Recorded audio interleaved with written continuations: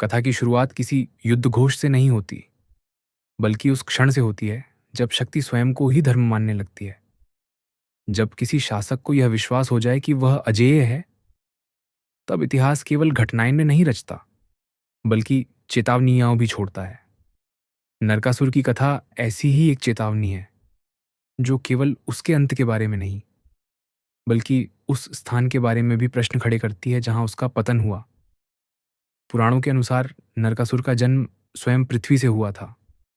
भूमि देवी, जो सहनशीलता और धैर्य का प्रतीक मानी जाती है, उन्हीं से नरकासुर उत्पन्न हुआ। उसके पिता के रूप में विष्णु के वराह अवतार का उल्लेख मिलता है। ये तथ्य इस कथा को सामान्य असुर कथाओं से अलग करता है, क्योंकि यहाँ अधर्म की जड़ें भी दिव्यता से जुड़ी हुई दिखाई देती हैं। बाल्यकाल में नरकासुर में असाधारण सामर्थ्य था। वह तेजस्वी था, युद्ध विद्या में निपुण था और नेतृत्व क्षमता उसमें स्वाभाविक रूप से मौजूद थी। प्रारंभिक वर्षों में उसका शासन क्रूर नहीं माना जाता। उसने प्रागज्योतिषपुर को अपनी राजधानी बनाया, जो आज के असम क्षेत्र से जोड़ा जाता है। ये नगर केवल एक भौगोलिक स्थान नहीं था, बल्कि पूर्वोत्तर भारत की एक प्रमुख सांस्कृतिक और सामरिक शक्ति था। समय के साथ नरकासुर ने ब्रह्मा की तपस्या की और एक विशेष वरदान प्राप्त किया। उसे यह वरदान मिला कि उसकी मृत्यु केवल उसकी माता के हाथों से ही संभव होगी।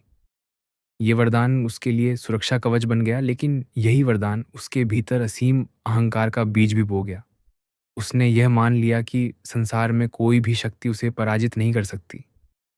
यहीं से उसके पतन की दिशा तय हो गई। उसने देवताओं पर आक्रमण करना प्रारंभ किया। इंद्र का सिंहासन चुनौती में डाल दिया गया। स्वर्ग की मर्यादा भंग होने लगी। अनेक देवकन्याओं को बंदी बना लिया गया। यह केवल युद्ध नहीं था, यह धर्म की सीमाओं का उल्लंघन था। जब पृथ्वी और स्वर्ग दोनों ही नरकासुर के अत्याचारों से त्रस्त हो गए, तब देवताओं ने विष्णु की शरण ली। विष्णु ने कृष्ण रूप में अवतार लेकर इस असंतुलन को समाप्त करने का संकल्प लिया। ये युद्ध केवल शक्ति का नहीं था, बल्कि नियति का था। कृष्ण के साथ इस युद्ध में जो सबसे महत्वपूर्ण पात्र जुड़ा, वह थी सत्यभामा। सामान्य रूप से वह कृष्ण की पत्नी मानी जाती है, लेकिन दैवी दृष्टि से उन्हें भूमि देवी का अवतार माना गया है। यहीं से नरकासुर की मृत्यु का रहस्य स्पष्ट होने लगता है। जब कृष्ण की सेना प्रागज्योतिषपुर की ओर बढ़ी, तब यह केवल एक सैन्य अभियान नहीं था। यह उस भूमि की ओर यात्रा थी जहां अहंकार और वरदान का टकराव होना तय था। नरकासुर ने अपनी राजधानी के चारों ओर अभेद्य सुरक्षा की व्यवस्था कर रखी थी। मायावी अस्त्र, दुर्ग, पहाड़ी सुरक्षा और जल अवरोध, सब कुछ। युद्ध प्रारंभ हुआ। आकाश अस्त्रों से भर गया। पृथ्वी कंपन करने लगी। नरकासुर स्वयं युद्धभूमि में उतरा। उसने अपनी पूरी शक्ति झोंक दी।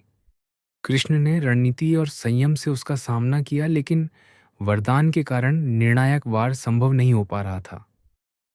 यहीं पर कथा एक नए मोड़ की ओर बढ़ती है, क्योंकि अब प्रश्न ये नहीं था कि नरकासुर मरेगा या नहीं, बल्कि ये था कि उसका अंत कहाँ होगा।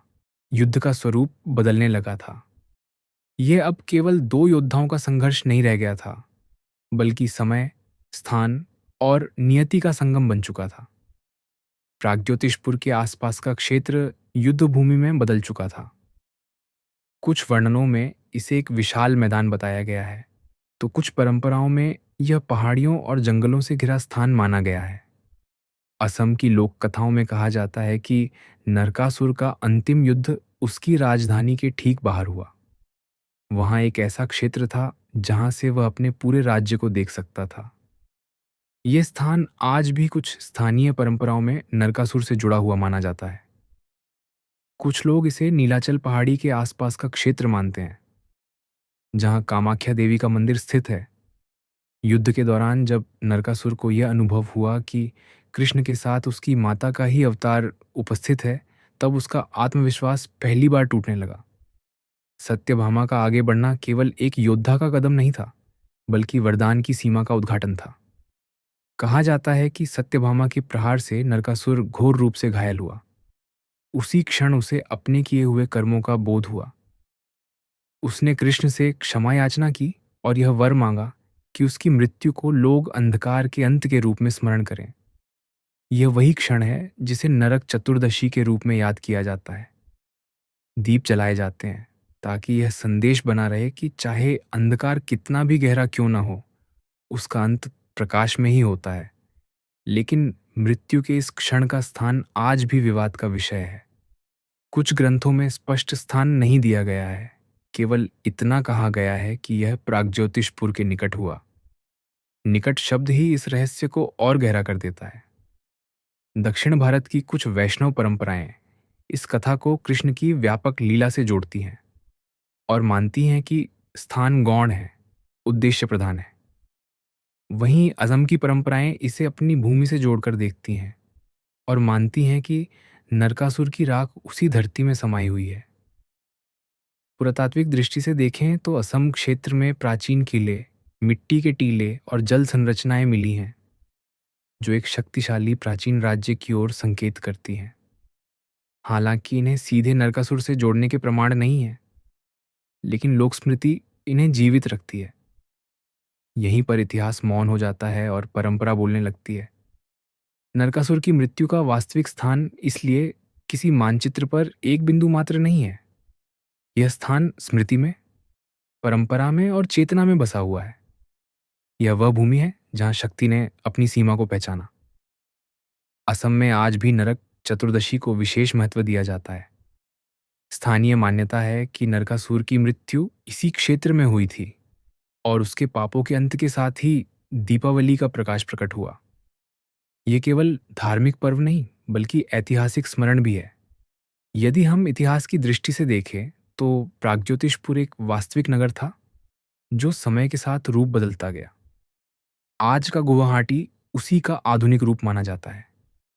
ये तथ्य इस संभावना को मजबूत करता है कि नरकासुर का अंतिम युद्ध इसी भूभाग में हुआ होगा। लेकिन यह भी सत्य है कि प्राचीन भारत में कथाएं यात्राओं के साथ चलती थी। एक ही घटना विभिन्न क्षेत्रों में अलग अलग रूप ले लेती थी।